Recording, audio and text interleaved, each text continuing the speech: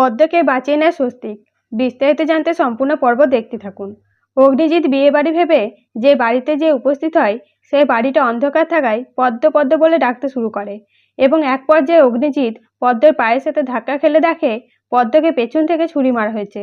তাই পদ্মকে বাঁচানোর জন্য পদ্মের পেছন থেকে ছুরিটা বের করে। ঠিক তখনই পাশ থেকে ভজন ছবি তুলে নেয়। তৎক্ষণাৎ অফিসার পঙ্কজ এসে উপস্থিত হয় আর বলে, এটা কি করেছেন অগ্নিজিৎ মুখার্জি?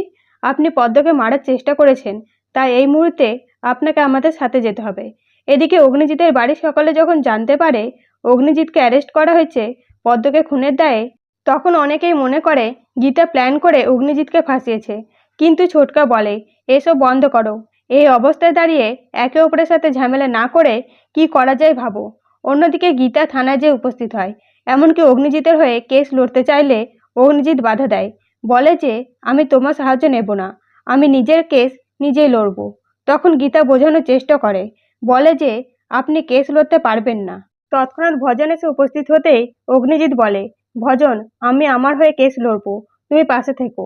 এই কথা শুনে ভজন মুচকি হাসে আর বলে, আপনি এখান থেকে বেরোতে পারবেন না। কাল আদালতে সবাই আমার নামে জয় জয় করবে, আর আমি কালকে গুরু দক্ষিণা দেব আপনাকে। এইসব শুনে গীতা বলে, ভজনবাবু, আপনার জিভ কি মাঝখানে কাটা সাপের মতো? দেখলেন অগ্নিজিৎ মুখার্জি, আপনি দুধ কলা দিয়ে কাল সাপ পুষেছেন। অন্যদিকে অগ্নিজিৎ ভজনের ব্যবহারে রেগে গিয়ে ভজনকে কষিয়ে থাপ্পড় মারে। এইসব কাণ্ড দেখে অবাক অফিসার পঙ্কজ। তো এবার যদি কোনোভাবে পদ্মকে বাঁচিয়ে নেয় গীতা, তাহলে কেমন হবে? অবশ্যই কমেন্ট করে জানাবেন। ধন্যবাদ।